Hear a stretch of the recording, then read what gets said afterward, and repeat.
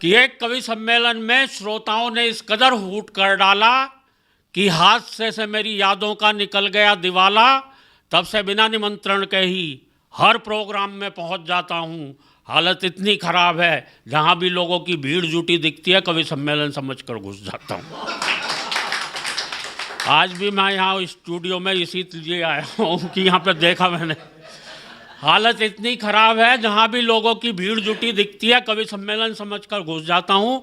कभी तो अपने स्कूल जाकर बच्चों को कविताएं सुनाने लगता हूँ, कभी मंच से ही श्रोताओं को हिस्ट्री पढ़ाने लगता हूँ। एक बार तो गजब बड़ा कर दिया, जो श्रोता लेट आए थे मैंने उन्हें कुर्सी पर ही खड़ा कर दिया।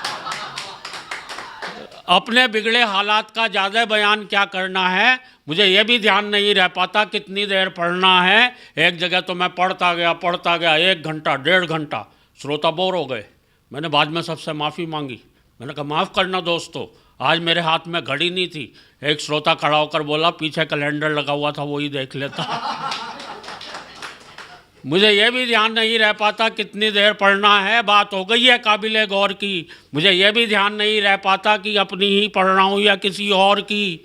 पूरे दिमाग में हेरा फेरी है कि जब कोई और पढ़ता है और जमता है, तब लगता है यार ये कविता तो मेरी है। एक जगह मैंने जेब से कागज़ निकाल के पढ़ना शुरू कर दिया। 5 किलो आटा, आधा किलो नमक टाटा, 6 लाइफ बॉय, 250 ग्राम चाय। एक श्रोता खड़ा हो गया करके हाय, बोले हद हो गई है डिसिप्लिन के अनुशासन की, कविता सुना रहे हो या लिस्ट अपने घर के राशन की। और अगली पंक्ति पर आपकी तालियां चाहता हूँ। दूसरा श्रोता बोला इसे ही सुनाए जाओ।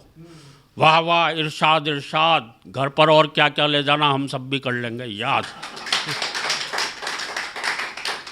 वैसे मियाँ आप किस फरेब में हैं, ऐसी है कि कविता तो हम सबकी जेब में है।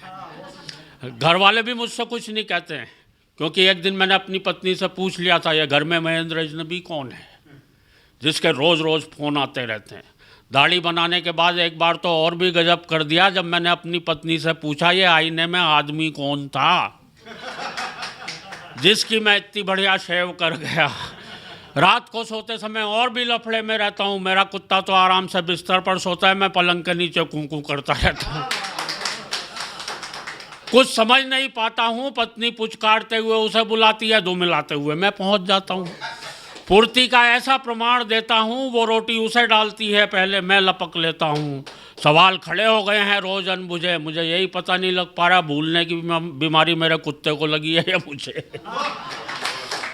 और दोस्तों भूलने का आलम यह है, तेल हाथ में लिया सर पे मलना भूल गए, कुर्सी पर बैठे उठना भूल गए, चौराहे पर खड़े हुए चलना भूल गए। और भूलने पर बहुत नई बात कहने जा रहा हूँ, आपकी तालियां चाहता हूँ। चौराहे पर खड़े हुए चलना भूल गए, और दोस्तों गंजे भी इसलिए हो गए क्योंकि मेरे सर के बाल उगना भूल गए। पत्नी बोली एक बार मेरे भरतार हेल्प करा दो, गीले कपड़े ऊपर फैला दो। ऊपर जाते ही दिमाग भटक गया, मैंने कपड़े तो चारपाई पर पट के खुद तार पर लटक गया। टूट गई टांग, डॉक्टर आया, पलस्तर चढ़ाया, डॉक्टर भी था होशियार, भुलक्कड़ों का सरदार, गजब ही ढा दिया, टूटी दाई टांग थी पलस्तर बाई पर चढ़ा। और मित्रों भूलने पर इससे बड़ी बात कोई कह नहीं सकता जो मैं कहने जा रहा हूँ। मैं क्या कहने जा रहा था ये तो भूल ही गया। लेकिन दोस्तों मेरे भूलने पर ज़्यादा मत जाइए, कविता समाप्त हो गई है, तालियां बजाइए।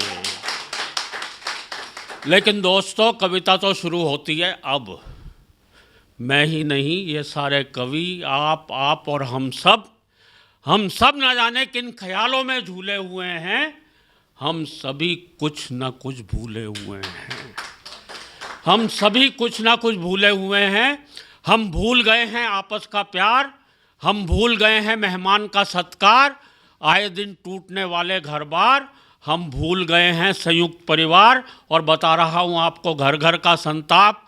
पत्नी आते ही लोग भूल जाते हैं माँ बाप, लोग भूल जाते हैं किसी का एहसान, लोग भूल जाते हैं अपना दीनो ईमान, लोग भूल जाते हैं बीमार माँ की दवा। हम सब भूल चुके गांव की ताज़ा हवा, और हाय रे टीवी की ऐसी रवानी, बच्चे सब भूल चले दादी नानी की कहानी।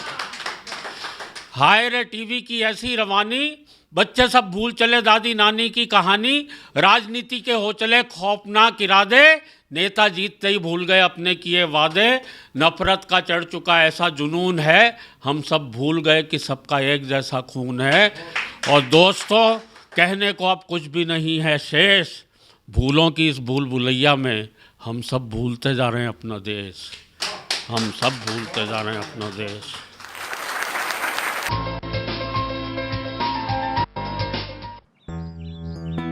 सर, बिटिया रानी ड्राइवर के साथ भाग गई। भाग गई? जी, भाग गई। अरे कोई बात नहीं, उसे तो बचपन से भागने का शौक है। सतमूला खाओ, कुछ भी पचाओ।